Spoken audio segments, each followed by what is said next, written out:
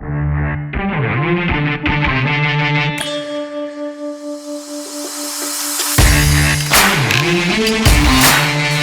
round 3 of the early season trilogy between Liverpool and Arsenal, Klopp and the men set out in a more traditional 4-3-3, which is a bit surprising considering the last time they faced each other, a 4-2-3-1 hybrid with a 4-4-2 was quite successful. Arsenal set out in their 3-4-3.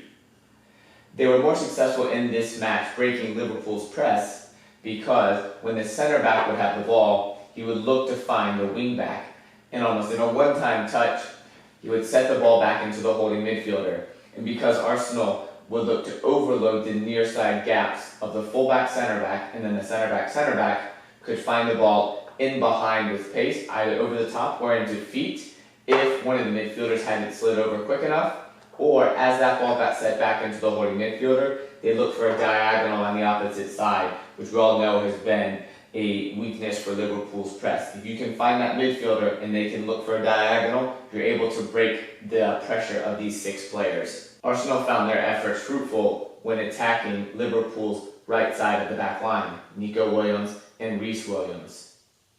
Earlier in the match, we had Curtis Jones and Harry Wilson positioned as so, right midfield, left midfield. But after seeing the consistent ability to break the line and attack these two, we saw Jones and Harry Wilson switch sides. With this switch, they were able to defend their right side much more consistently, as well as provide Harry Wilson, who has more of a forward threat to attack this space which they would leave open when building out, whereas Curtis Jones prefers to sit a little bit deeper and allow the other 2 players to push on beyond him. This switch was consistent in cutting off Arsenal's left-sided threat and ability to break the lines, which we saw early in the match.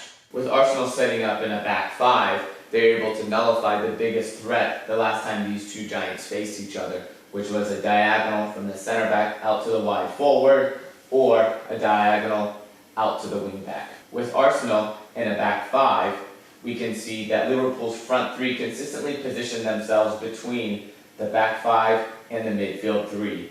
And in doing so, this allowed space for the fullbacks to position themselves on the blind side of the midfielders, because there's no space in behind for the wide forwards to attack via the diagonal ball. So the space was outside the blind side of the 2 wide midfielders and in front of the wing backs. With this happening, there was a consistent creation of triangles in the wide area between the wide forward, midfielder, and fullback, and the same thing on the right side. Usually, against the back 4, Liverpool will create triangles on the left side, and on the right side, allow Mo Salah to beat wide, fullback to protect under, and midfielder to attack the gap so that he can come in on his left foot.